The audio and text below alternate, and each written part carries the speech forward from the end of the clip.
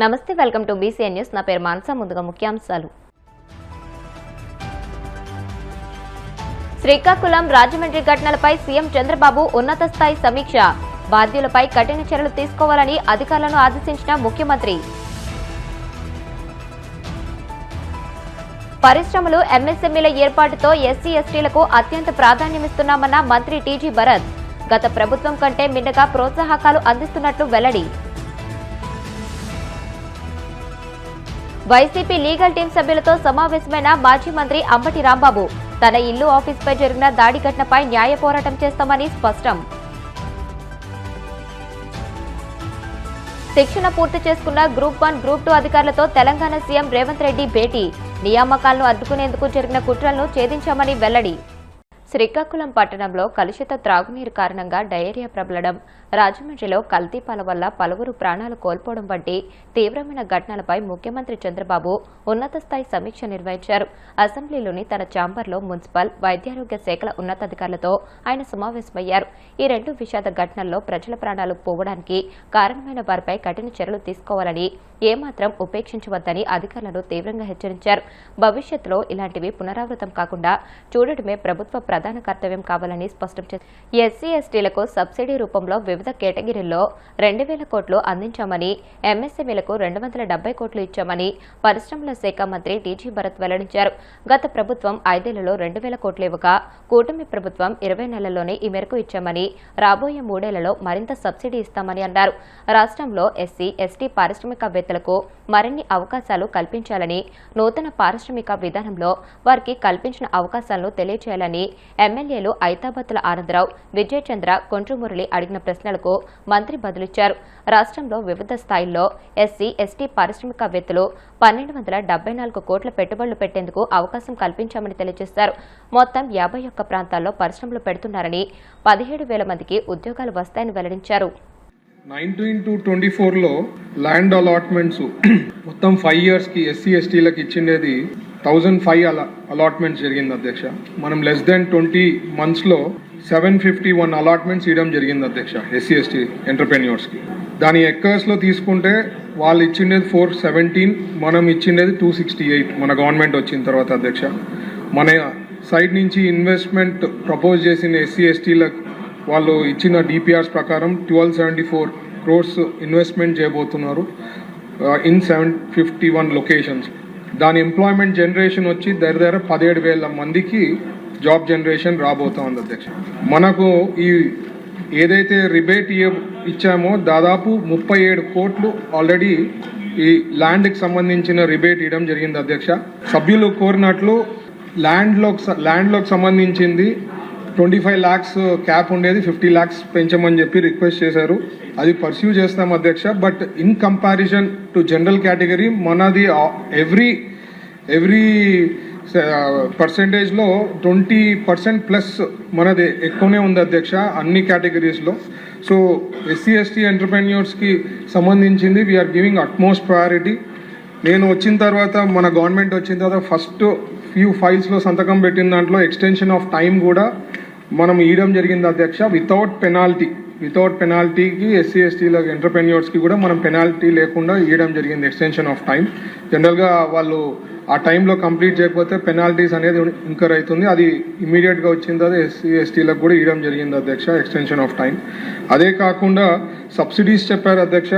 సబ్సిడీస్కి సంబంధించింది, ఇన్సెంటివ్స్కి సంబంధించింది మన ప్రభుత్వం వచ్చిన తర్వాత దాదాపు మనము 270 crores ఇవ్వడం జరిగింది అధ్యక్ష in less than 20 months. And not only this అధ్యక్ష, టోటల్ మీద దాదాపు 2,000 కోట్లు మనం ఇన్సెంటివ్స్ రిలీజ్ చేసాం అధ్యక్ష వాళ్ళ ప్రభుత్వంలో. అంటే 19-24లో ఓన్లీ 2,000 crores. ఇంకా మనకి 3.5 years, క్లోజ్ టు 3.5 years ఉంది అధ్యక్ష.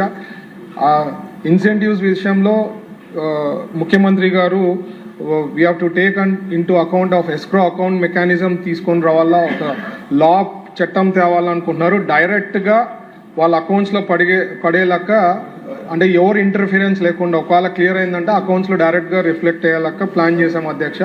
సో ఫ్యూచర్లో ఏదైతే వాళ్ళు 2019 నుంచి 24 చేసిన వాళ్ళ అరాచకం నుంచే ఇన్సెంటివ్స్ డిలే కావడం జరిగింది అధ్యక్ష. But with in 20 months we have released 2,000 crores plus for all categories అధ్యక్ష.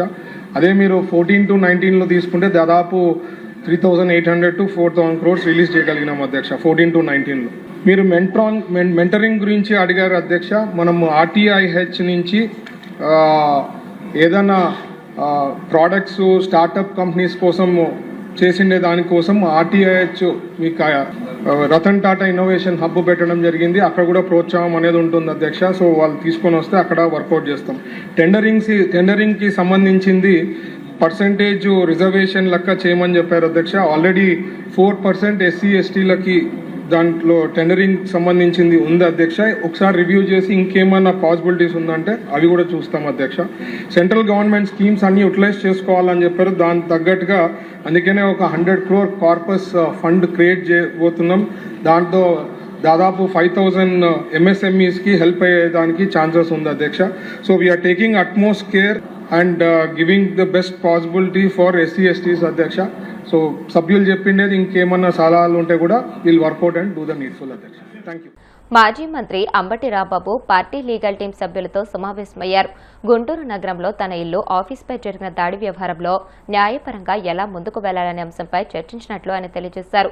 దాడి ఘటనపై న్యాయ పోరాటం ప్రారంభిస్తామని చెప్పారు.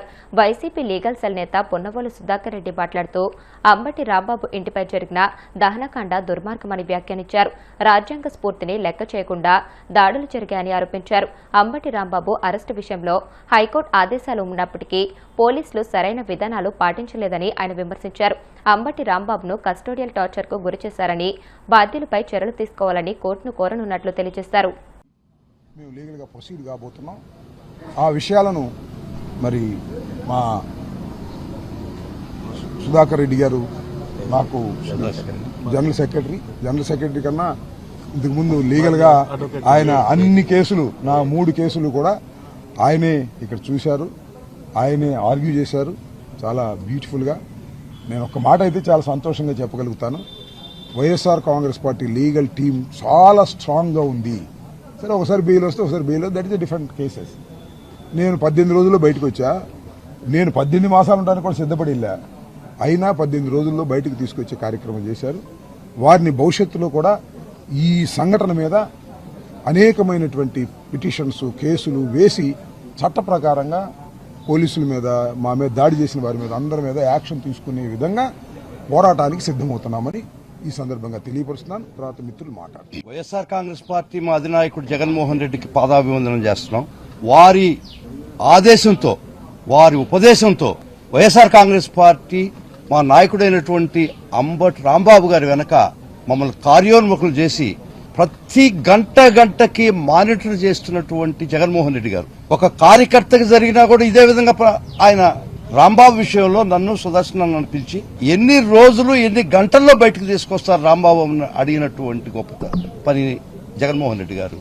మీకంతా తెలుసు, సాయంత్రం 4:30 నుంచి సుమారు రాత్రి 12:30, 1 గంట దాకా జరిగినటువంటి ఒక దహనకాండ, అరాచక తత్వం, లెక్కలేని తత్వం, భయం లేని తత్వం, రాజ్యాంగం ఉంది, పోలీసు ఉంది, చట్టాలు ఉన్నాయని మర్చిపోయినటువంటి పరిస్థితి చాలా